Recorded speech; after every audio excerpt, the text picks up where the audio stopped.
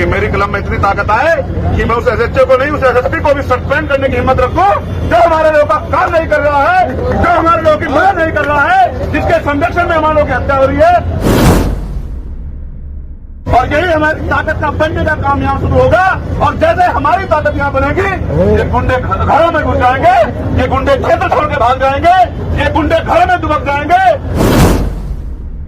सिर्फ नारा लगाने से या मोटरसाइकिल दौड़ाने से काम नहीं चलेगा। बिना राजनीतिक शक्ति के हम इनका मुकाबला नहीं कर सकते। चंद्रशेखर भैया, अगर आज मेरे हाथ में ताकत होती तो मैं इस मीडिया को यही सरकारी नौकरी की घोषणा करवा के दिखाता हूँ। उत्तर प्रदेश में भाजपा को ताकत दे रखी है और भाजपा के लोग सत्ता में बैठे हैं और ऐसे मुख्यमंत्री बैठे हैं जिनके राज में दलितों को घर से खींच के मारा जा रहा है। आज अपने एक अपनी ताकत बनाई है नगीना के जरिए, तो आपकी बात मजबूत हुई है, आपकी सुनवाई भी होने लगी है, आपकी बात का समर्थन हुआ है। ताली मत बजाओ, सुन लो, ये ताली बजाने का, नारा लगाने का समय नहीं है, क्योंकि हमने अपना भाई खोया। एक नहीं कई भाई का एक और बहन बैठी है जिसके 3 बच्चे हैं, वो भी उम्मीद लगा के बैठी है कि भाई चंद्रशेखर आएंगे, मुझे न्याय दिलाएंगे। माननीय मंत्री जी और तमाम लोग, हमारे जिला संगठन के लोग, हमारे मंडल के लोग लगातार इस लड़ाई को लड़ रहे हैं और देश के लोग भी लगातार इसमें सहयोग कर रहे हैं। लेकिन आप ये सोचो, क्या हम इनको पूर्णतः बंद नहीं करा सकते? क्योंकि हत्या हो ही नहीं, किसी बहन बेटी का अपमान हो ही नहीं, किसी गरीब को बेइज्जत किया ही नहीं जाए, क्या तार की बाट लगाकर लोगों की हत्याएं जब की जा रही है ये बंद हो जाए? अगर हम ऐसा करना चाहते हैं तो मैं अलीगढ़ के लोगों को भी इशारे के तौर पर कह रहा हूं, अगर वास्तविकता मुझसे प्यार करते हो, वास्तविकता में चाहते हो कि मेरी कलम में इतनी ताकत आए कि मैं उस एसएचओ को नहीं, उस एसएसपी को भी सस्पेंड करने की हिम्मत रखूं जो हमारे लोगों का काम नहीं कर रहा है, जो हमारे लोगों की मदद नहीं कर रहा है, जिसके संरक्षण में हमारे लोगों की हत्या हो रही है, तो फिर राजनीतिक ताकत देने में मदद कराओ।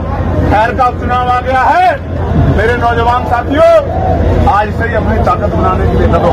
और इस बार जब खैर में उपचुनाव हो 6 महीने के अंदर, तो आजाद समाज पार्टी का मेंबर ऑफ असेंबली एमएलए वहां से जीत के जाना चाहिए। यही इस परिवार को सच्ची श्रद्धांजलि होगी और यही हमारी ताकत का बनने का काम यहाँ शुरू होगा। और जैसे हमारी ताकत यहाँ बनेगी, ये गुंडे घरों में घुस जाएंगे, ये गुंडे क्षेत्र छोड़ के भाग जाएंगे, ये गुंडे घर में दुबक जाएंगे और गुंडागर्दी इनकी चलेगी, ये गुंडागर्दी हवा हवाई हो जाएगी। ये भी आपको सम्मान से बात क्या करेंगे, लेकिन ये तभी संभव है कि जो बिजनौर के लोगों ने करके दिखाया वो अलीगढ़ के लोग भी करके दिखाएं। ये अलीगढ़, इसका इतना बड़ा नाम है और मुझे गर्व महसूस होता है कि यहाँ इतना मान सम्मान आप लोगों ने कमाया है, लेकिन यहाँ इतना बड़ा जुल्म हो रहा है, तो ये चिंता का विषय है और इस चिंता को आपको मुझे समझना पड़ेगा। सिर्फ नारा लगाने से या मोटरसाइकिल दौड़ाने से काम नहीं चलेगा। बिना राजनीतिक शक्ति के हम इनका मुकाबला नहीं कर सकते। चंद्रशेखर भैया, ये जो नारे लगाते हैं ये काम नहीं करना चाहते हैं, ये नारा लगा के बात को खत्म करना चाहते हैं। मगर मुझे बताओ, अगर आज मेरे हाथ में ताकत होती तो मैं इस मीडिया को यही सरकारी नौकरी की घोषणा करवा के दिखाता हूँ।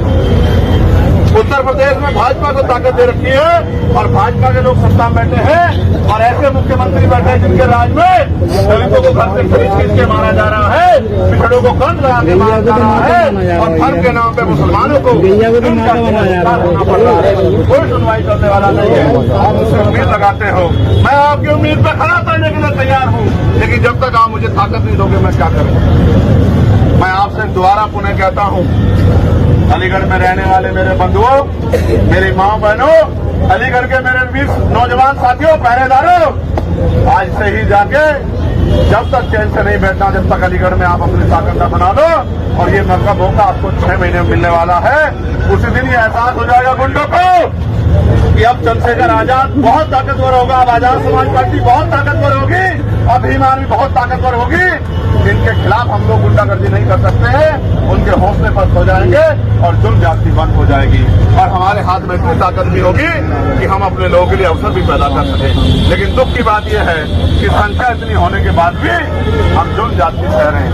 इसलिए मैं आपसे ये उम्मीद भी करता हूँ कि आप मेरी बात को पहरेदारी देंगे और यहाँ से जाने के बाद अपनी जिम्मेदारी खैर विधानसभा में जाके लगा के और भाईचारा बना के खैर में अपनी ताकत बनाने का संकल्प यहाँ लेंगे। लोगे नहीं लेंगे बताओ? ऐसे हाथ उठा के मुट्ठी बंद करके बताओ। जो हाथ उठाएगा उसी को माना जाएगा कि वो आगे का बंदा है। पीछे हो जाओ, ये पीछे देखो देखो, ये जुल्म जाति की बेड़ियां काटना इतना आसान नहीं है। बहन बेटियों की सुरक्षा करना आसान नहीं है। इन गुंडों से अपने गरीब परिवारों का संरक्षण करना आसान नहीं है, क्योंकि कहीं ना कहीं गुंडों को सत्ता का संरक्षण प्राप्त हो रहा है। इसलिए अगर सत्ता संरक्षण को तोड़ना है तो पहले उनसे नैतिक ताकत छीननी पड़ेगी।